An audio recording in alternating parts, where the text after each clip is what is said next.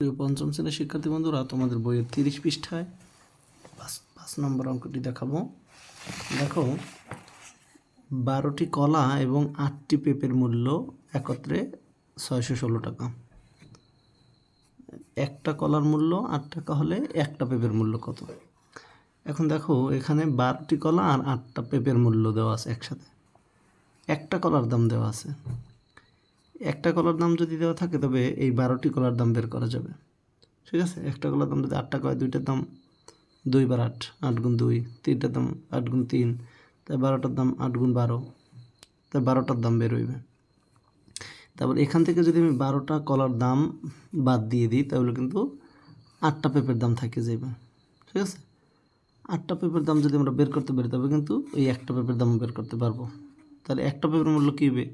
8টার দাম যা, ওইটাকে 8টা ভাগ করলে একটার দাম বের হয়। এখন দেখি তাহলে এই যে একটা পেঁপের একটা কলার দাম আছে 8 টাকা, এই 8 টাকা। তাহলে আমার যেহেতু মোট কলা আছে 12টা, তাহলে এর 12 গুণ টাকা লাগবে। এই যে 12 গুণ, এই হয়েছে কিন্তু এই যে 12টা কলার দাম। একটা কলার দাম যেহেতু 8 টাকা, তাহলে 12টার দাম এই 8 12 যা হয় 96। এই 96 টাকা কিন্তু 12টা কলার দাম। ঠিক আছে, তা 12টা কলার দাম আমি এখানে টোটাল যে দাম আছে 616 টাকা, এই 616 টাকা, এই 616 টাকা থেকে যদি আমি বাদ দিই, এই 12টা কলার দাম বাদ দিই, তবে কিন্তু 8টা পেঁপের দাম থাকে যায়। ঠিক আছে, এখানে কিন্তু 8টা পেঁপের দাম থাকে। তা 8টা পেঁপের দামকে যদি আমি 8 দিয়ে ভাগ করি তাহলে কিন্তু একটা পেঁপের দাম বের হয়ে যায়। এখন আমি এই অঙ্কটা করলেই কিন্তু আমার ওই একটা পেঁপের দাম বের হয়ে যাবে।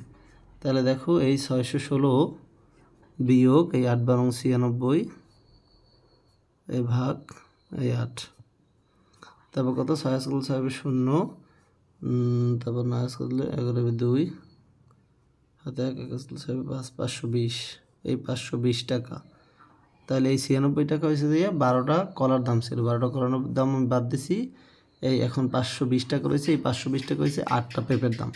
8টা পেঁপের দামকে 8টা ভাগ করতে হবে। তা 8টা পেঁপের দামকে যদি আমি 8 ভাগ করি তাহলে কিন্তু একটা পেঁপের দাম বের হয়ে যায়। তাহলে 8 8 4 48, 7 8 56, 7 দিলে 56 বেশি হয়ে যায়। 6 48, 48, 49 50 51 52, 4 থাকে আর 0 40, 5 40। তাহলে কিন্তু এই যে মোট 65 হয়ে গেল, তাই 65 টাকা। তাহলে কিন্তু এখানে এই যে একটা পেঁপের মূল্য বের হয়ে গেল।